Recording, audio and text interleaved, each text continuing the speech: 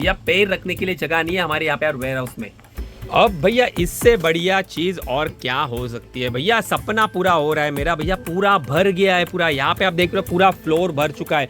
अभी तक तो भैया ऑर्डर पैक हुए भी नहीं है पूरे। अभी भी बहुत सारे ऑर्डर्स पैक होना बाकी है, लेकिन देख लो भैया आने जाने के लिए रास्ता नहीं बचा है।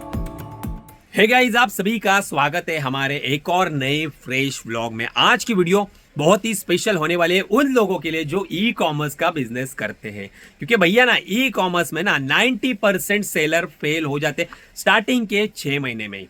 अब वो फेल क्यों होते हैं, उसके पीछे का सबसे बड़ा रीजन क्या है ना, वो अपन आज के इस वीडियो में डिस्कस करेंगे, ताकि ना हर एक नए सेलर्स को ना अगर रीजन पता हो गया ना कि भैया वो गलती नहीं करनी है जिससे अपना बिजनेस में अपना घाटा हो सके, अपना बिजनेस को ताला लग सके, तो भैया वो सक्सेसफुल होने के चांसेस जो है ना वो बढ़ जाते हैं। गाइस, ये वाली वीडियो है ना, ये सच में कमाल की होने वाली है उन लोगों के लिए ना जो नए ई कॉमर्स बिजनेस में आ रहे हैं। तो भैया ये वीडियो को ना एंड तक देखना, पूरी देखना, ताकि आप भी एक सक्सेसफुल सेलर बन सके। सबसे पहले बात करेंगे हमारे आज के ताबड़तोड़ ऑर्डर के बारे में। अगर आपने मेरी कल वाली वीडियो देखी रहेगी तो आपको पता ही होगा कि भैया हमारे आज जो ऑर्डर है ना वो हिस्ट्री ब्रेक आ चुके हैं। मतलब हमारे यहाँ पे ना अभी जगह कम पड़ने वाली है पार्सल पैक करने के लिए, मतलब पैक करके रखने के लिए। इतने सारे ऑर्डर्स आ चुके हैं। अब कितने ऑर्डर से अमेजोन फ्लिपकार्ट के ऊपर कितने हैं, मीशो के ऊपर कितने, डिटेल में बात करेंगे। लेकिन फिलहाल ना यहाँ पे देखो हमारे स्टाफ ने सुबह से पैकिंग स्टार्ट कर लिए और ढेर लगना स्टार्ट हो चुका है। भैया पैर रखने के लिए जगह नहीं है हमारे यहाँ पे यार वेयर हाउस में। अब भैया इससे बढ़िया चीज और क्या हो सकती है। भैया सपना पूरा हो रहा है मेरा। भैया पूरा भर गया है पूरा। यहाँ पे आप देख रहे हो पूरा फ्लोर भर चुका है। अभी तक तो भैया ऑर्डर पैक हुए भी नहीं है पूरे। अभी भी बहुत सारे ऑर्डर्स पैक होना बाकी है, लेकिन देख लो भैया आने जाने के लिए रास्ता नहीं बचा है। लगता है जल्दी हमें बहुत बड़ा वेयर हाउस लेना पड़ेगा। देख लो भैया वहाँ पे भी सब पार्सल है। यहाँ पे पूरा एक दिन का काउंट है। ये इतना काउंट है ना, आप देखोगे तो आपको मजा आने वाला है। सो गाइस, फाइनली यहाँ पे हमारे लगभग 80% पार्सल पैक हो चुके हैं। मीशो क्या भैया, फ्लिपकार्ट के अभी और भी बहुत सारे पार्सल जो फ्लिपकार्ट के पैक होने, और 20% पार्सल जो है ना वो मीशो के अभी तक पैक हुए नहीं। वो भी लगभग ना 1 घंटा लगेगा, क्योंकि आज काउंट जो है ना सच में ताबड़तोड़ आ चुका है। तो अपना थंबनेल भी फोटोशूट हो चुका है। तो चलो अभी यहाँ से अपन निकलते हैं। भैया मैं तो आज पूरा समंदर में भैया डुबकी लगा के आया हूँ, ऐसा लग रहा है मेरे को। सच में जबरदस्त। चलो गाइस, अभी सबसे पहले हम देखने वाले हैं हमारे फ्लिपकार्ट के ऊपर कितने पार्सल आज के दिन में डिस्पैच होने वाले हैं। तो ये मैं ऑर्डर वाले सेक्शन में आ गया हूँ। यहाँ पे देखोगे तो न्यू ऑर्डर्स हमारे 8 आ चुके हैं जो कल के दिन में डिस्पैच होने वाले हैं। और यहाँ पे जो हमारा आज का काउंट है वो है 68 ऑर्डर हम आज के दिन में डिस्पैच करने वाले हैं फ्लिपकार्ट के। अब इसी के साथ हम आ गए हमारे मीशो वाले सेक्शन में। तो मीशो के भी ऑर्डर्स देख लेते हैं यहाँ पे। तो यहाँ पे आप देखोगे तो होल्ड में हमारे 0 है, लेकिन भैया पेंडिंग में आज सुबह से फिर एक बार धमाकेदार ऑर्डर्स आ चुके। 140 ऑर्डर हमारे अभी तक 5 बजे से पहले 140 ऑर्डर्स आ चुके। और अगर यहाँ पे आज के टोटल काउंट की बात करूँ तो देख लो भाई 355 ऑर्डर हम एक दिन में डिस्पैच करने वाले। अब यहाँ पे अपने डिलीवरी लॉजिस्टिक वाले भाई आ गए, तो उनके पार्सल अपन यहाँ पे सक्सेसफुली डिस्पैच करने वाले। तो सभी पार्सल को स्कैन करके दे रहे अपन। और साथ में ई कॉम का आज का जो लोड है ना वो पूरा ई कॉम का आया है। साथ में यहाँ पे एक्सप्रेस भी वाले भी आ गए, तो उनके भी पार्सल अपन यहाँ पे भी उनको डिलीवर करने डिस्पैच के लिए दे रहे भैया। अपने एक्सप्रेस भी की एक कट्टा भर गया है और एक थोड़ा सा यहाँ पे भरा हुआ है, तो ये भी सक्सेसफुली डिस्पैच हो गए। अब बचे हुए जो है ना वो ई कॉम एक्सप्रेस के वो भाई आ जाएंगे, तभी अपन ये भी पूरा ढेर डिस्पैच कर देंगे। चलो गाइस, यहाँ पे अपने ई कॉम एक्सप्रेस के सभी पार्सल सक्सेसफुली डिस्पैच हो रहे हैं।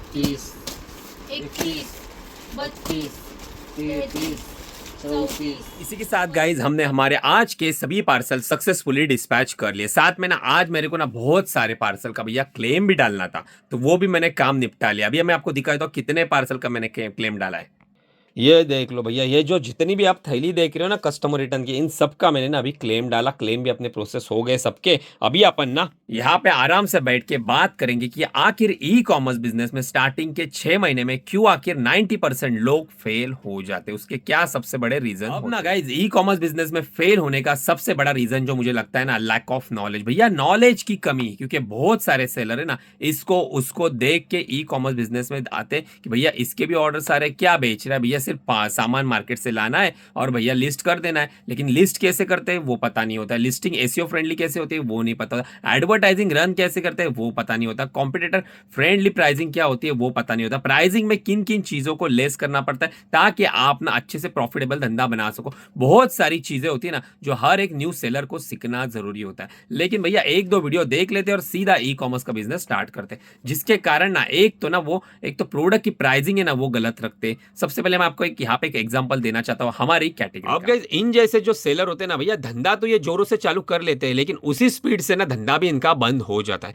अब ये जो सेलर बेच रहे हैं ना ड्राई शीट, ये प्रोडक्ट हम भी बेचते हैं। अब इसकी अगर प्राइस की बात करूँ ना, तो ये ऑफलाइन हमारे दुकान पे ना 150 रुपये का बिकता है। हमारे नहीं, हर मार्केट में देखोगे तो 150 रुपये का एक शीट बिकता है, ये बच्चों का रहता है ड्राई शीट। लेकिन यहाँ पे देखो भाई कितना बेच रहा है, 3 पीस बेच रहा है 157 में। अभी इन 157 में ना इसके लगभग ना 60 रुपया तो भैया मीशो काट लेगा, शिपिंग के चार्जेस ऊपर के जो बचेंगे उसमें जीएसटी भी तो लेस होगा, टीडीएस लेस होगा, तो कुल मिला के लगभग 80 से 90 रुपए इसके बैंक अकाउंट में सेटल होने वाले हैं।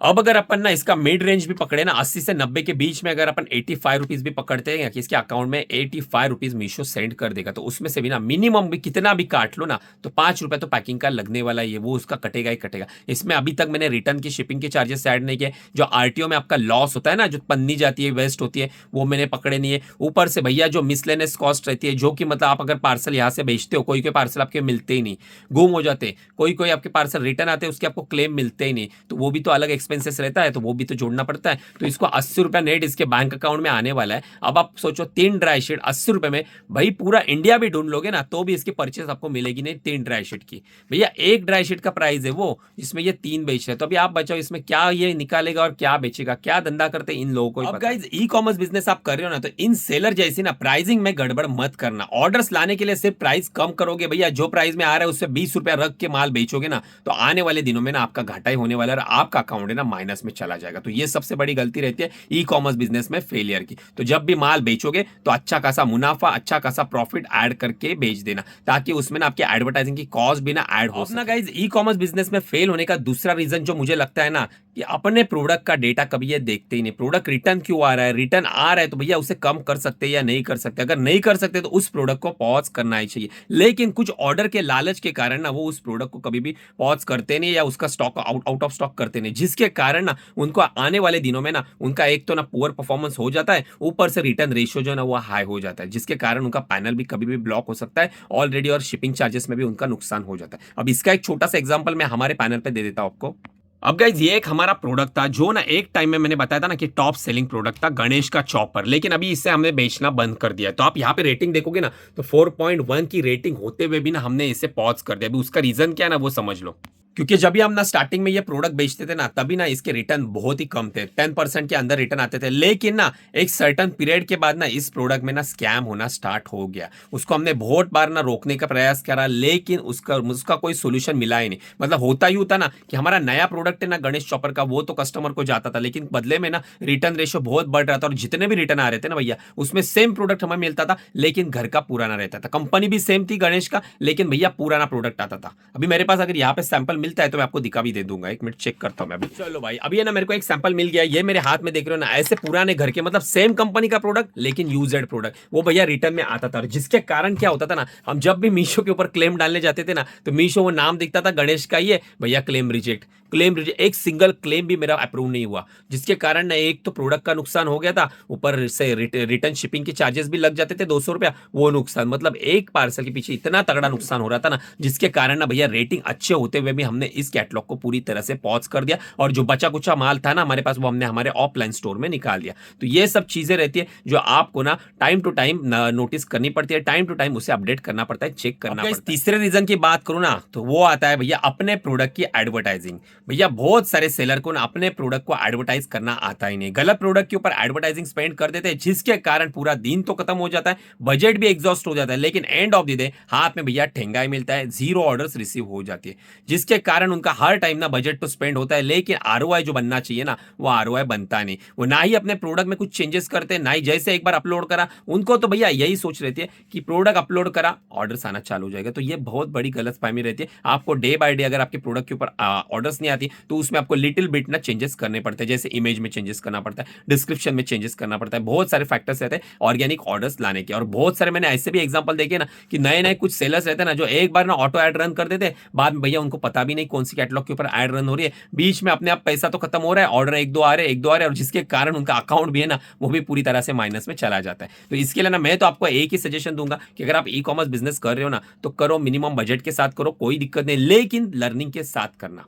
विदाउट लर्निंग ये कर रहा है इसके लिए मैं भी करूंगा, वो कर रहा है इसके लिए मैं भी करूंगा, तो आप सक्सेसफुल नहीं हो पाओगे। लेकिन अगर आपको सक्सेसफुल होना है, अगर आपको हमारी तरह धंधा बनाना है, तो भैया मैं भी ना बचपन से सीख के तो नहीं आया था। मैं भी भैया 10 लाख रुपए का घाटा कर चुका हूं। मैं भी तो लर्निंग से ही सीखा हूं, और यही मेरी जो लर्निंग है, जो मैं सीखता हूं, वो डेली मैं आपको हमारे व्लॉग में शेयर करता हूं। तो आप डेली व्लॉग्स देखोगे, मेरे ही नहीं और भी बहुत सारे क्रिएटर हैं, उनके भी वीडियोस देखोगे, तो आपको ना हर वीडियोस में कुछ ना कुछ लर्निंग मिलेगी। और मैंने तो अपना चैनल उसीलिए बनाया कि जो भी ई कॉमर्स बिजनेस करते तो उनको मेरी लाइफस्टाइल, मेरी जो जर्नी है वो डेली देखने को मिले। साथ में हर दिन जो हम कुछ फेस करते हैं, कुछ इशू आता है ई कॉमर्स जर्नी में, तो वो मैं आपको daily day by day share करता हूं। अब अगर गाइज ना आप इन सब बातों से ना डीमोटिवेट हो रहे हो ना, तो और एक बात है ना मैं आपको बताना चाहता हूं। अब ये जो वीडियो आप देख रहे हो या यूट्यूब पे देख रहे हो, तो आपको पता है यूट्यूब का सक्सेस रेशियो कितना है। 100 में से ना, मतलब 100% में से ना 90% चैनल जो है ना भैया बंद तो जाते हैं, लेकिन जिंदगी में कभी है ना 1 साल 2 साल मेहनत करने के बाद मोनेटाइज ही नहीं होते।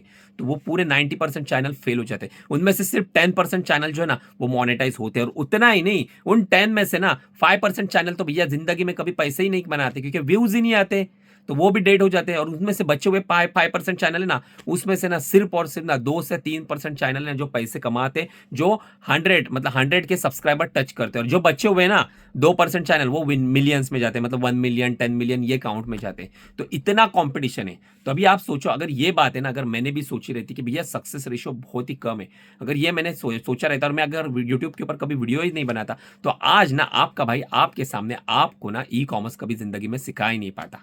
तो भाई मेरे को तो अच्छा लग रहा था कि लर्निंग मैं आपको दे दूं, मैं जो करता हूं मेरी लाइफस्टाइल में आपके साथ शेयर करनी थी। तो मैंने इतना नहीं सोचा, मैंने काम करना स्टार्ट कर लिया।